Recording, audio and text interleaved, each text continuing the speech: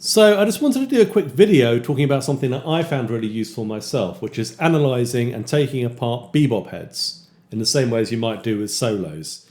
And I remember starting down this path because of the great sort of David Baker books on bebop, the How to Learn Bebop books. And in them he said, if you learn 50 bop heads, then you basically have all the language you need. And I remember thinking that was pretty efficient use of my time because, I'd be learning things that I need to play on gigs anyway and jam sessions, and also mining them for lots of useful material.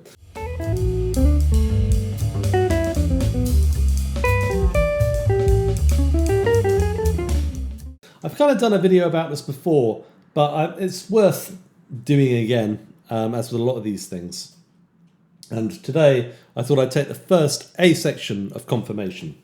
So let's start with the chords. It's F minor, and then E half diminished, A7, D minor, which kind of makes a sort of minor 2, 5, 1 and D minor. And then we go around G7, C minor, F7, and then B flat 7. And then we get A minor 7 flat 5, D7, and then G7, 2, 3, 4, and then 2, 5, G minor 7, C7. That sets up the next A section. On the F7 we have this. Okay, so that's really just notes chosen from the F triad. The exception of that fourth, which is the tense note.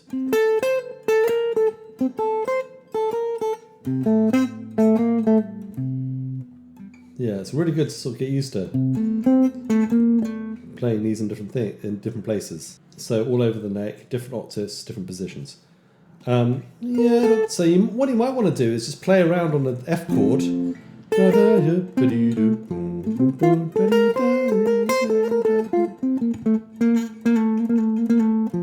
mean, there's quite a few Parker heads which have this sort of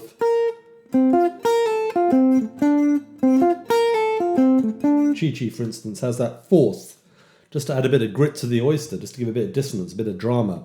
The fourth is generally thought to be the most dissonant diatonic note over an F chord or any major chord. It really has a lot of energy to it, a lot of emotion, I suppose.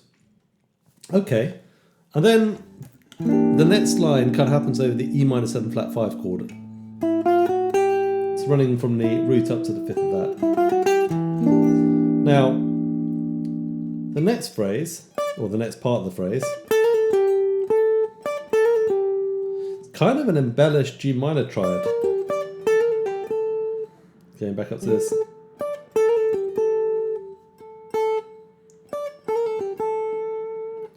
Going back to the A. We'll talk about the A in a second, but the rest of the notes kind of all belonging to G minor. And G minor is basically the top bit of an E minor 7 flat 5 chord. So if you look at that, that's a G triad. You get some really nice voicings by putting a G minor chord, a G minor triad on top of an E. It's a good thing to do.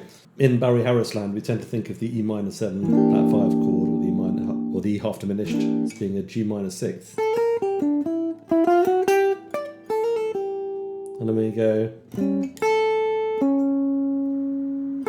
root and third, A7.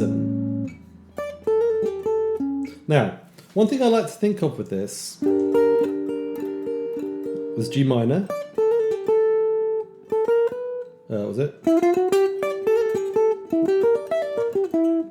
G minor 6th. Going to G diminished.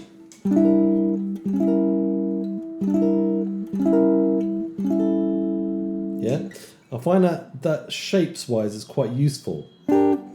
So, for this kind of thing, for instance, or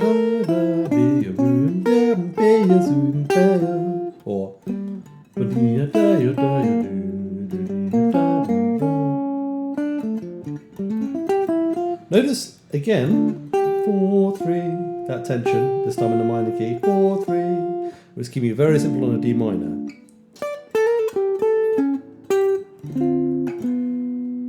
We don't really do anything over the G7, and then we get this.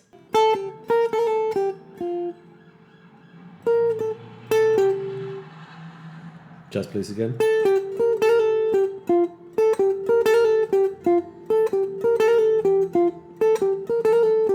Which is really very simple. A version of Three Blind Mice, basically.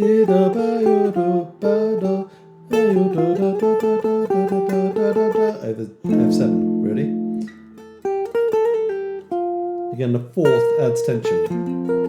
So there's a lot of fourths going to threes in this. In this case, it's a trill. Yeah.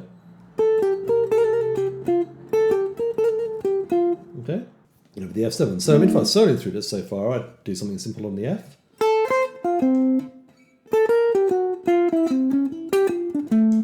Do my G minor 6, G diminished, D minor 7 thing, and then something really simple over the F7.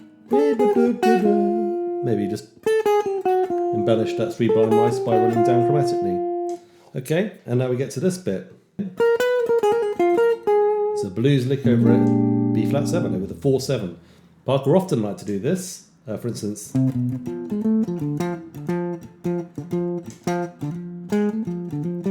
we go. Yeah, all blues.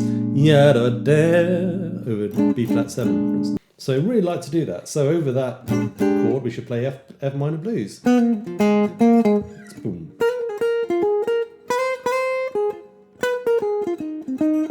Okay, A minor 7 flat 5, D7. Over the C appears to play over the D7 only. If I put these notes in order,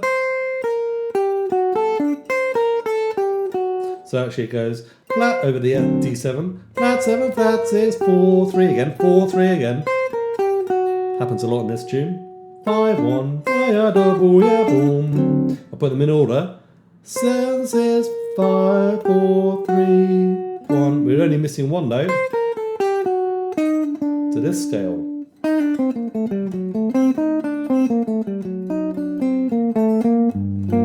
It's really common in Charlie Parker's music. This is, he kind of uses it here as well. In that bit. This is a, if we're looking at the D7, it's a D Phrygian dominant, or a G harmonic minor, mode 5 of G harmonic minor, or some people call it Mixolydian, flat 9, flat 13. It's this kind of scale. Hijaz.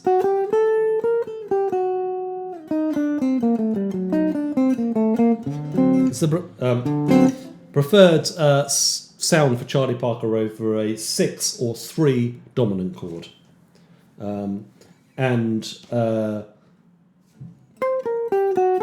He just kind of jumps around the scale here. Interestingly, he ends on a 1, which is, a lot of people would say like 5-1, that's not very hip, is it? Why not play the upper extensions? But the truth is, a lot of this tune has been defined by moving to very, very stable chord tones. For instance, on the D minor, and then on the F7, and then now here. After that's quite colourful, but then it's 5-1. So in general, like, I noticed this a lot, this scale, you know.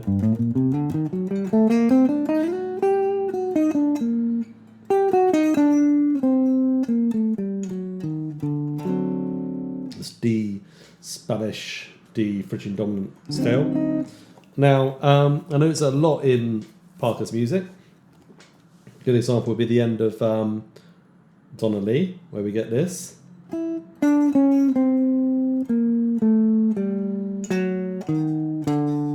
Over the exact same chord. We're transposing it to F here. Okay.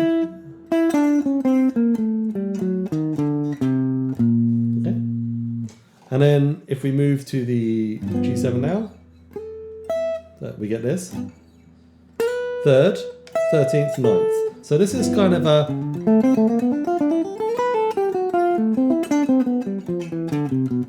just a regular G7 sound. G Mixolydian, G dominant scale, whatever you prefer to call it. And we're playing some extensions here. 13th, 9th. Which is not that common. You notice that he hasn't sat on extensions that much. He's just doing it in a very nice, simple, clean way on the G7. And usually the 2-7 chord will be unaltered like that. So for instance, if I'm playing Donna Lee again, you'll notice the same thing.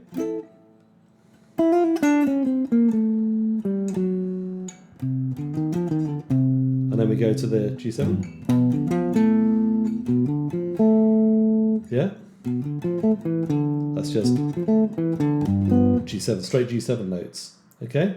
And then finally on the, you can think of this as a G minor C7. I find that useful to think of that as a 2-5. So it goes down to the flat 5. So if we're thinking about the G7 there, G minor 7, 13th, 5th, and then it's kind of like a half diminished chord. Minor 7 flat 5 there. And the reason why I say that is we go 7th, turn to the 3rd. But you could just see it all as being belonging to C7, especially if you're a Barry Harris fan. Yeah, so that is a flat 9 sound in any case. We're looking at it from the point of view of C7. And for 5 chords, Parker really likes flat 9. So, to recap on D7, D7.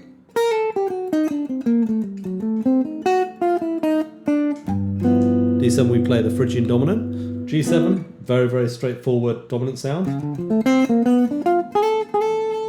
With extensions if you like. And then play the flat 9 on the C7. So for instance on Donna Lee or Indiana, if I was soloing, D7.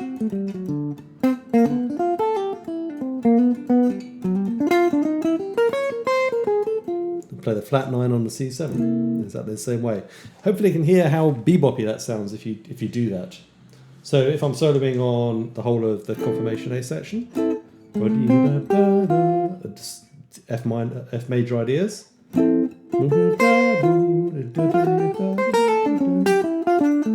So really simple on F7.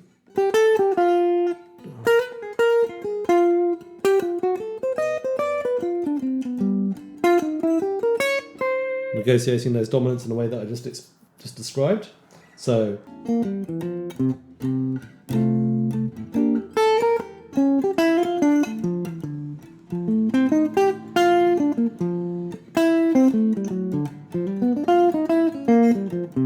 that's how I generally approach it. I hope you find that helpful and interesting. Be interested to see what you come up with, looking at your own bebop heads, or maybe the remaining